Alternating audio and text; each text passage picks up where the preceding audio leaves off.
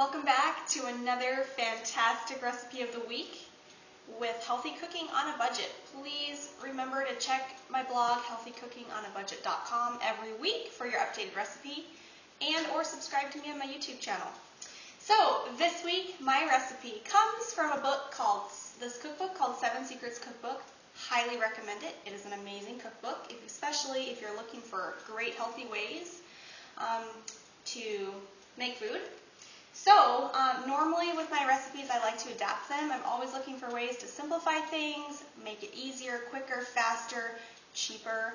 But this one is perfect the way it comes. It's called Veggie Cutlets, and I don't know if you can see, there's a picture of a whole amazing dinner with the veggie cutlets right on top. Fantastic recipe. So a couple of quick things about this recipe. Very healthy for you. The base of this meat substitute is chickpeas, otherwise known as garbanzo beans. These are a very healthy food. They are high in protein, and the neat thing about the protein in the chickpeas is that it is a very complete protein, which means it's assimilated very well by the body. High in minerals as well, and fiber. In fact, for one serving of chickpeas, up to 50% of your daily value of fiber. So very healthy that way. Very simple ingredients. Nutritional yeast flakes, and again we talked about this if you didn't see the other week. They are high in the vitamins B12 and 6, so another healthy thing in there. Imitation chicken seasoning, onion and garlic powder, and Bragg's liquid aminos, or you can use soy sauce, either way, whatever you have. So just put all that together in the blender, and as always I will post the recipe below this video. Blend it up and mix it in with the gluten flour. So just a quick tip when you're blending, you're going to want to make sure this is blended very thoroughly. An easy way to check, since it's hard to know, just dip your finger in a little bit and rub it between your fingers. If it's still gritty, it needs to blend a little bit longer, like mine does. So once you have all the ingredients blended, simply pour it into the bowl along with the gluten flour. I should mention as well that I make a double recipe from what the 7 Secrets cookbook has, because this, even though it is an easy recipe, is one of those recipes that, for my liking, is just a little bit extra work. I like things super simple. And it is easy, but it takes a little bit more time. So I make up a double batch. So you can feel free to cut this recipe in half if it makes up too much. But one of the things I wanted to mention is this recipe is so versatile, and I'm going to show you a couple of things that I like to do with it, so you can make all different sorts of stuff with it. It freezes really easily, which is nice, and so I just like to make up a whole bunch at once, stick it in the freezer, and have it for weeks and whatever to come. So I'm just going to mix this, and then I will be right back.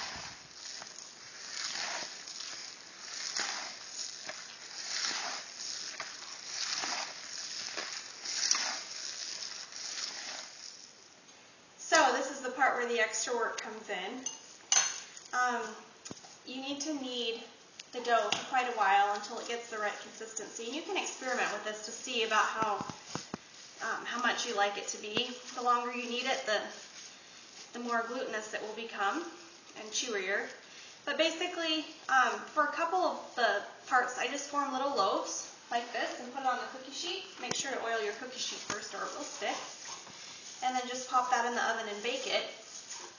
And then the other thing that I like to do with the rest of it, which is why I like to make a double batch, is I like to tear chunks of it off and just make little gluten patties.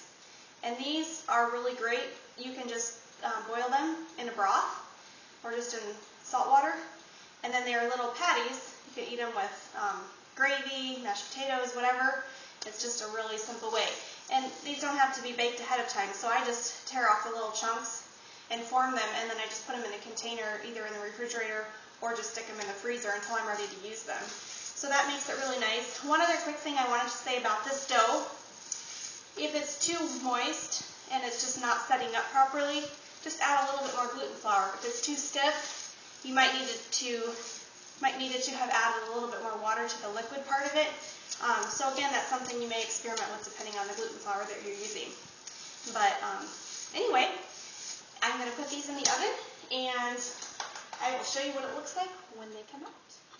So the loaves are all baked, and I wanted to share with you a couple of ideas that you can do with these. One is cut them into strips like this, just little slices, and I'm going to post a recipe also with this of a broth. You can just steam them in for just a couple minutes and then just eat them like that. Another thing I really like to do is take these slices and cut them into strips like this, and then I just fry them with a little bit of coconut oil, maybe a little bit of extra seasoning, and I put them in vegetable fajitas, and that is really good.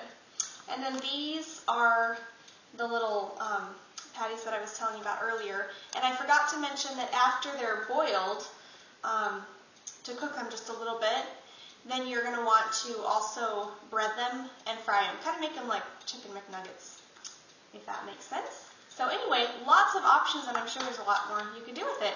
So as always, eat healthy and be healthy, and remember to subscribe to my channel and keep up with me on healthycookingonabudget.com.